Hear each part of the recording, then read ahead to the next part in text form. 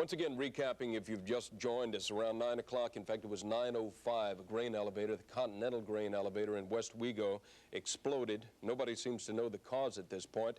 Anywhere from 30 to 50 silos were completely destroyed. All right, what you're looking at is some of the film taken earlier, in fact, shortly after the explosion, obviously filmed by Pete Lambusi, as you can see.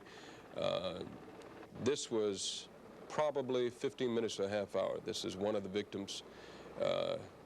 It's incredible that anybody that was on that elevator came out alive at all. If you've been following us since this morning, the explosion was described as very similar to an H-bomb. Dramatic mushroom cloud spewed from the grain elevator shortly after the explosion. Windows were broken and shelves and houses rocked for miles around. It happened shortly after 9 o'clock this morning. A thundering chain reaction explosion at the Continental Grain Company elevator in Westwego. Immediately, thick black smoke engulfed the area, pouring from gaping holes atop the storage silos.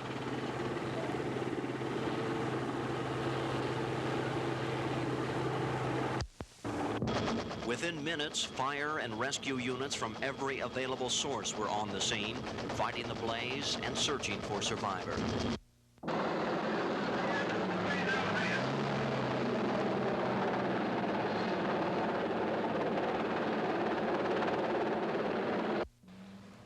Rescue efforts took place simultaneously on the ground and in the air. At ground level, survivors were located and helped into awaiting ambulances. Many of the victims were unrecognizable, completely covered with grain dust, many of them suffering from burns.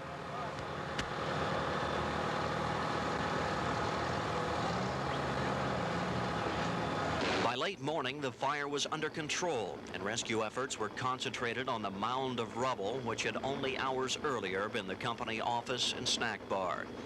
Cranes, bulldozers, and backhoes worked side by side with men digging by hand. The grim search underway for 24 bodies feared buried beneath the tons of concrete and steel. Bill Elder has been at the site in Westwego all day. He's standing by with a live report. Bill? Garland, it is now getting very cold and the sun has set behind this mangled mass of concrete and steel, and the search continues for 19 missing and believed dead. The search has gone very slow throughout the afternoon, with the 200-ton crane being brought in, and at times they move ahead with it very rapidly, and then they get to a point where they can't use the crane, so they bring in this backhoe. It begins to work for a while, and then after a while they can't do anything with that, so it goes back to men moving small pieces of concrete and wire, and there seems to be a great deal of difficulty getting into the snack bar where a number of the people were believed to have been at the time of the explosion. So as it stands right now, there's some question as to whether or not they're going to shut this operation down during the night and resume it early in the morning, or continue during the night. Garland, the death toll is continuing to rise in today's grain elevator explosion. For word on that, we go now to Dennis Wolter, live at the scene. Sally, 100 or more workmen continue the search here for victims of today's tragic explosion, an explosion that happened about 13.5 hours ago. Just a few minutes ago, rescuers removed yet another body from the debris. That brings to 11 the number of people recovered from this, the number of bodies recovered from the ruin. Another person has been spotted. The body of another person has been spotted in the rubble. The workers are trying to get to that body now, and another 15 or so are presumed dead in what's estimated to be about 10,000 tons of rubble.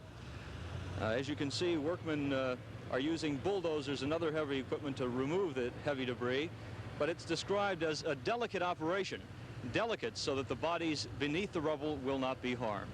And of course, this work will continue through the night. It's feared as many as 25 or more people were buried here. In the front part of the grain elevator, twisted and mangled steel crashed to the ground, killing possibly 2 or 3 more workers. And as each hour passes, the job of moving mountains of rubble gets even more difficult. Well, the biggest problem we're running into now is we're getting into the heavier stuff, which just takes longer and harder to pull off. And you can see the twisted steel in here is just all intertangled together, and you pull up one piece and you don't know if the piece you're standing on is going to come up too. So you have to be very careful, and it's just a long, tedious process of trying to get it undone. There would be no way to find anybody alive, I assume. No way. It's just solid debris, and no one could live under those circumstances.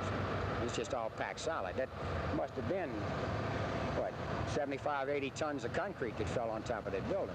But even though there is no hope for those with loved ones missing and possibly buried under tons of steel and cement, there is still a trickle of faith that maybe someone lived through the Holocaust by some miracle. And those family members and friends who still don't know if their loved ones are dead, there is the long wait till the bodies are all recovered and they know for sure. Eric Paulsen, Channel 4 Eyewitness News.